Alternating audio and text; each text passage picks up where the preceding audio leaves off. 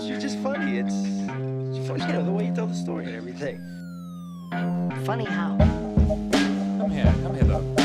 Yeah, he's crazy, see? Who are you? We interrupt this program to bring you a special report. Are you ready?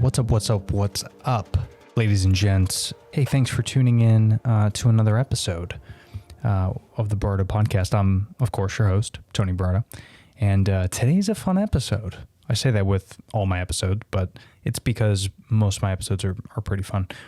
But with summer rapidly approaching, depending on where you're listening to this, it's been summer in Florida for the past 5 months. So I wanted to get into this because what's usually the one thing we try to do during the summer, getting fit, being healthier. And of course, I talk a lot about this type of stuff on my podcast, but I want to dive into a few, tips to help you get started. There's just 5 of them. We're going to read through them. I'm going to kind of talk to them a little bit. I actually got this quick little article from mayoclinic.org. I'll leave the link in the description. But if you're watching me on YouTube, you can see it right here.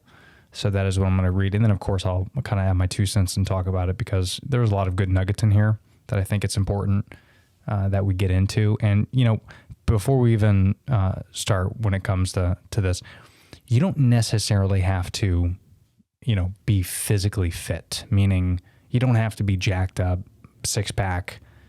You don't have to have a nice ass for the gram. Like, you don't have to have any of that. But I think it is important that we focus more on our health overall.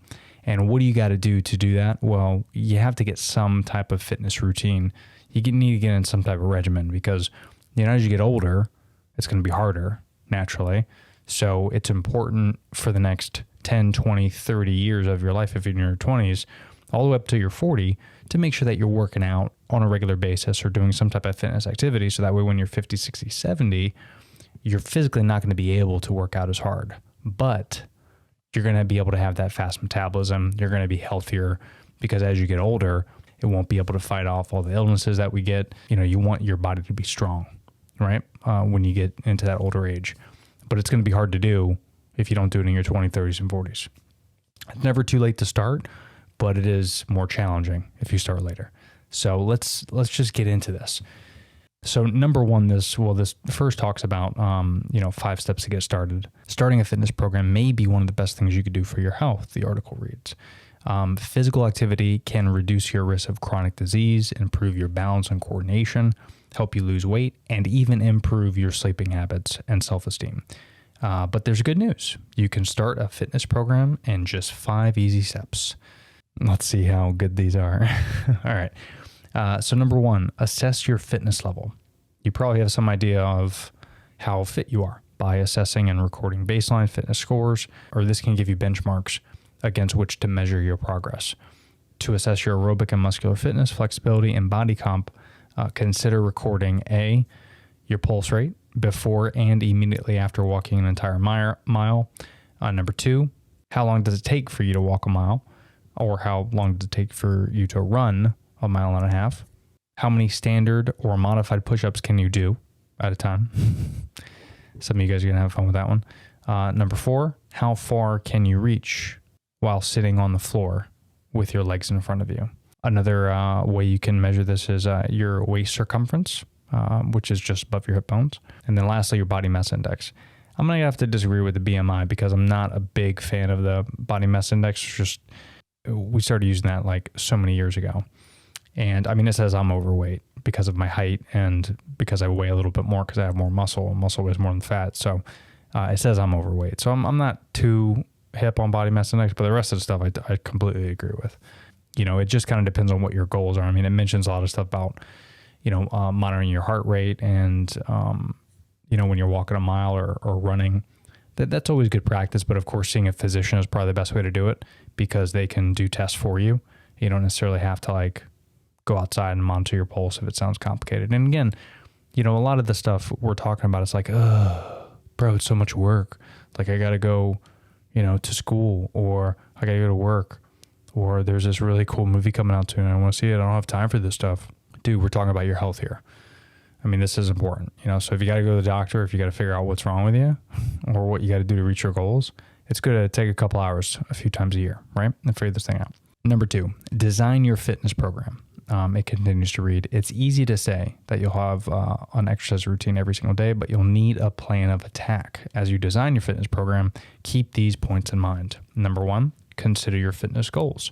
Are you starting a fitness program to help you lose weight? Do you want to gain muscle? Or do you have another motivation? Like maybe you want to run a marathon. Having a clear goal can help you gauge your progress and keep you motivated. Totally agree with that. Number 2, create a balanced routine. Get at least 150 minutes of moderate aerobic activity or 75 minutes of vigorous aerobic activity per week, or a combination of both. I believe that's recommended by a lot of different studies out there. And that's just overall good practice to have 150 minutes a week of aerobic activity to stay healthy. And that's not a lot. It's 30 minutes a day for a 5-day week. And then if you want to take off weekends, you can. Being active for short periods of time throughout the day can actually add up and provide some serious health benefits. Do strength training exercises for all major muscle groups at least 2 times a week. Aim to do a single set of each exercise using a weight or resistant level heavy enough to tire your muscles out after about 15 repetitions.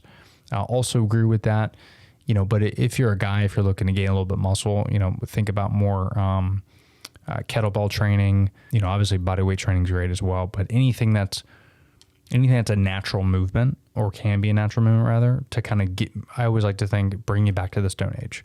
And, like bear crawls, I love push-ups, pull-ups, these types of things. If you can add weight and resistance to that as well, that's always key. So you don't necessarily have to do strength training, but of course, if you want to gain muscle, that is the best way to do it.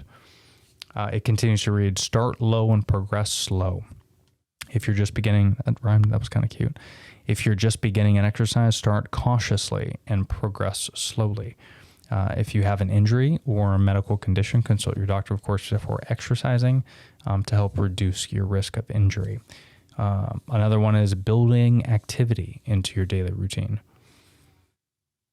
Another one is build activity into your daily routine. So actually finding time to exercise can be a huge challenge, but to make things easier, schedule a time every single day or the days that you're working out to make sure you're exercising the same time every day, very similar to an appointment. Plan to watch your favorite show while walking on the treadmill, or maybe read while you're riding a bike. I'm assuming a stationary bike. You don't want to read a regular bike while you're driving a bicycle. Or you don't want to read a book while driving a bicycle. It's probably not a good idea. Or you can even take a break and just do something on work. That's always a good practice as well. So if you've, some of us are working from home now. So if you have an hour break, I know we want to sit down for 30 minutes. We want to have a nice long lunch, and then 30 minutes afterwards, you're going to watch TV or do whatever you got to do. If you have an hour break, try this. Try to have a quick lunch, a nice healthy lunch or a snack, something that, makes sense for your diet. And then, just go on a walk. Do some push-ups, do some pull-ups. Go on a run, hop on the stationary bike. Whatever you have at home, just do it and get in that routine every single day. Now you're like, well, I have a break. I want to wind down, and I get it. But you're going to have a lot more energy if you get in that routine of working out. And also, let's be honest, when you get off at 5 o'clock, you're just going to sit on your ass for the next 5 hours until you go to bed anyway. Rest then, but do your lunch. But don't use your lunch just to sit on your ass, because what happens? You sit on your ass, you watch TV or you're streaming something, and then you just don't want to get up, right? Well, how are you going to finish the day? Why don't you get some endorphins going and get some activity, get the blood flowing a little bit by working out during your lunch break? You're going to feel a lot better, trust me. All right, so next thing it talks about, plan to include different activities, or try high interval resistance training, what they call HIIT training, 2 I's. In high interval intensity training, you perform short bursts of high intensity activity separated by recovery periods. I love HIIT training. I think it's a great way to get started. And, again, using your body weight has shown to have massive benefits. Next thing it says here, allow time to recover. Many people start exercising with the idea of not resting or working out too much. And that long intensity will not necessarily strengthen your muscles, but also will hurt your joints and become sore and possibly injured. Plan time in between sessions for your body to actually rest and recover during these workout periods. Next thing it says here is put everything on paper. A written plan may encourage you to stay on track as opposed to just winging it. That's true too. I think anything good when you're writing it on paper, that's always a good practice, right? Because writing things on paper, for some reason, I don't know, it's just better for me. It's so strange. Like, if you're watching this on YouTube, I do this thing here where I write on these. It's a notebook called the Time Box. So it has like an area where you can do a brain dump. So you just pour everything out that's kind of on your mind. And then it has some top priorities for the day and then just a schedule. So you can write it out. Now, of course, you can put this in your calendar and your phone, but it's way better when you write it out. I feel more accountable. And also I love the idea of like crossing it off. That's a big thing for me. I just like that feeling of crossing off. All right, number 3, it states here. Assemble your equipment. You'll probably start with athletic shoes. Be sure to pick shoe designs for activity that you have in mind. For example, running shoes are lighter in weight than cross-training shoes, which are more supportive. If you're planning to invest in exercise equipment, choose something that's practical, enjoyable, and easy to use. You may want to try out certain types of equipment at a fitness center before investing in your own equipment. And it doesn't say here, but I will say this. I love working out. I love my home gym, but I think sometimes we get overzealous with a lot of stuff and you want to go out and spend thousands of dollars on equipment, but you're not fully dedicated to the craft. It's similar to like podcasting. I obviously have a ridiculous studio now and I've invested thousands of dollars, but it was over the course of 3 years. I started off with just my phone and a cheap mic that I got on Amazon. And then once I realized I wanted to do this every week, then I started investing more and more money. Same thing with the gym. I have a background, obviously, in fitness. So I started off with working out at the gym. Like that was my thing since I was 18. But then eventually, once I canceled my membership, started working out at home, then I slowly invested over time. And I'm very committed to working out, but I didn't want to spend a shit ton of money because I wanted to make sure I enjoyed working out at home. So keep that in mind as well. Don't get too excited because you can get a fantastic workout in, again, just by doing HIIT training, plyometrics, resistance bands, like all that stuff is super cheap. And again, if you use your body weight, it's obviously free. So keep that in mind. Okay, next thing, 2 more left here. So getting started. Now you're ready for action. It says, as you begin your fitness program, keep these in mind. Start slowly and build up gradually. Give yourself plenty of time to warm up and cool down with, walking or, gentle stretching. Then speed up the pace after about 10 minutes. So that way you can get into your workout slowly. Next thing, break things up if you have to. You don't have to do all your exercise at one time. So if you can weave an activity throughout your day, shorter but more frequent sessions have aerobic benefits as well. Exercising in short sessions a few times a day may actually fit into your schedule better than a 30-minute session all at once. Okay, that's good advice. Next thing, be creative. Maybe your workout routine includes various activities, such as walking, biking, or rowing, but don't stop there. Take a weekend hike with your family, spend an evening ballroom dancing, find activities that you actually enjoy that can work into your fitness routine. Next thing, listening to your body. If you feel pain, shortness of breath, dizziness, or nausea, take a break. You may be pushing yourself way too hard. Again, take this thing slow. We always kind of get into this like thought of, oh, we gotta, get that summer bod by this so I can go on, so I can fit my wedding dress, or that I can, that I can go to my 10-year reunion and look great. Like, set goals for yourself that are realistic, but also healthy for you. You don't need to rush this thing. Remember, we're doing this fitness thing for longevity of life. Don't do it for the gram. Next thing, be flexible. If you're not feeling good, give yourself permission to take a day or 2 off. And, it doesn't say that here, but keep that in mind with cheat meals as well. We always hear cheat meals this, cheat meals that.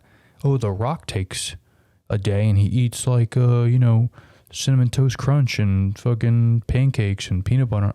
Yeah, he also works out like a maniac. So he needs the calories and he can burn those off.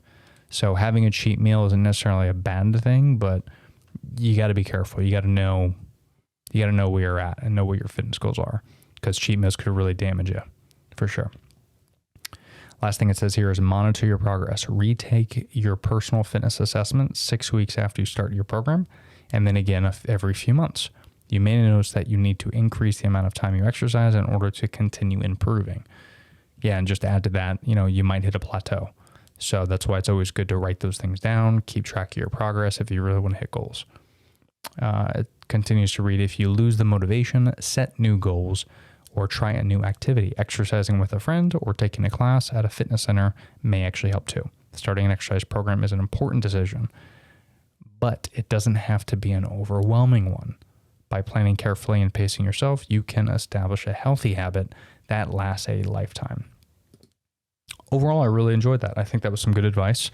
I hope you guys got something from that as well. And it's always tough to start. Like, that's the hardest thing, is to start. But that's with everything, right? Like, it's tough to start a routine, a fitness routine. It's tough to start eating right. It's tough to start a new job. Like, it's tough to do a lot of stuff. But once you get in the zone, man, and once you get in it, sky's the limit. Like, it's going to help you out. It's going to be great. You just have to get started. And, that's why hopefully my podcast gives you a little bit of education. Talk to a friend that maybe knows a little bit more. YouTube some stuff, watch some videos, listen to some influencers that actually know what they're talking about, that are certified. Don't listen to those influencers that just want your money. Like, the ones that actually want, to spread the knowledge and spread the love of fitness. And again, it is longevity, right? It's longevity of life. That's how you gotta look at it. So don't rush this thing. Take your time, do it the right way, and just set yourself up with some goals. And we're here for you. You're going to do great. I'm so excited. If you haven't already, if you don't know where to start, we talk a lot about fitness and eating right, and all that's very important, but your diet's important too. And if you haven't tried keto, you could check out perfectketo.com. I don't recommend keto for everybody, but it's definitely a great way. And there's some great benefits to keto / a low carb diet. You don't necessarily have to go full keto. You could check out ketosis and kind of what the process the body goes through to get in ketosis. That's not for everybody, but if you're just starting off, the easy answer is eating a little less carbs, eating more protein, and good fats, and getting rid of the bad fats. And that's kind of keto in a nutshell. So perfectketo.com has tons of great blog posts, articles, advice, all types of really cool stuff. So you could check that out. And of course, if you want to discount all their products, you can go to perfectketo.com, use the code LABERARDO.